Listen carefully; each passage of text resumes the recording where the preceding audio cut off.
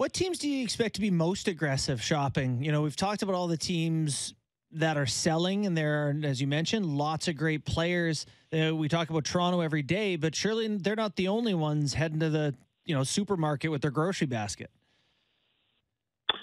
Yeah, that's for sure. It's easy to identify all the teams that are selling this year: San Jose, Anaheim, Chicago, Vancouver's.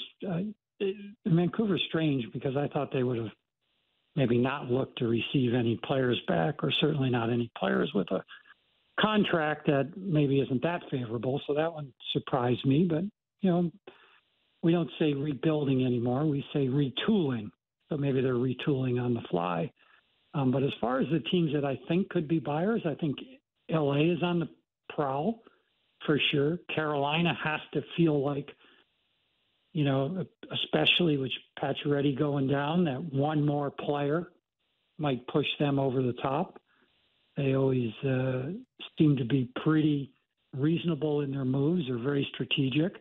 Washington, for sure, is looking for another player, anything they can do. Everybody has the same problem, but there will be organizations. The Lightning are on the hunt again. I mean, I don't know if they're trading sticks and pucks at this point, but they can't have a lot of assets left to move from what they've done in the past, and you certainly can't blame them. I'm not saying it that way. It's just getting tougher for them to make moves. But those teams are just a few. Colorado, you have to think, is going to go out and try to grab somebody to maybe fill Kadri's role. That could be the difference for them. I don't see how they wouldn't do that. There's going to be action. The problem is there's a lot of players available. Let's say Colorado wants a second-line center. Ryan O'Reilly's hurt. Jonathan Taves is available. Max Domi is available. Boone Jenner's probably available. Teams are cycling through their options right now, trying to figure out what the best course of action is. You've got a young general manager in Davidson in Chicago. Is there any scenario that you could see that Chicago would say no to anything that Taves or Kane want because they don't like the return? Or are they in the tough position of saying, hey, I'm not going to be the guy that holds back, making you and your family happy here? I don't.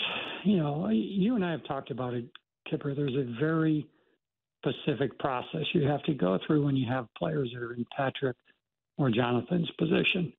You don't want to just give them away, no matter what. A lot of GMs would rather do nothing than do that and be embarrassed, or take that step, quite frankly. Some guys, we saw last year with Anaheim, they decided they're moving on from Lindholm, they move on from him. The Buffalo Sabres decided they were moving on from Taylor Hall, they move on from him. Yeah, but they're not considered their best franchise players in history. And if Taves wants to go to Colorado and they're only offering him a third or a fourth round pick, I mean, could you see Chicago saying no, we want a first in this? Yes, I could. You could, and I think they'd be justified to ask for more, mostly because they're going to pick up 50% of the cap, and there's a value to that.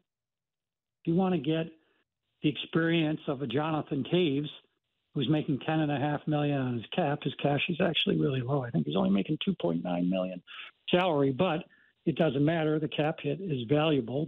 Chicago shouldn't fight that, so they probably would agree. And I'm just guessing. I'm not speaking for them. They probably should, if they want to get maximum value, agree to pay half the salaries for both those guys, particularly because at the end of the year, it's, they're probably maxed out on their retained salaries, but it doesn't matter because they're both unrestricted. You get it right back after the season. You just want to maximize your return. Would they be justified to hang in there? Yes. Why did I say there's a specific process? Because you never want to put yourself or the organization in that position. You go to a player, you have the conversation with them, even Hall of Fame level players like Patrick and Jonathan, who dearly love the Chicago Blackhawks, and you say, look, don't hamstring me here. Just at least give me 2 or 3 teams that you would consider and let me do my job. That way the organization gets a fair return. That way we get you where you want to go.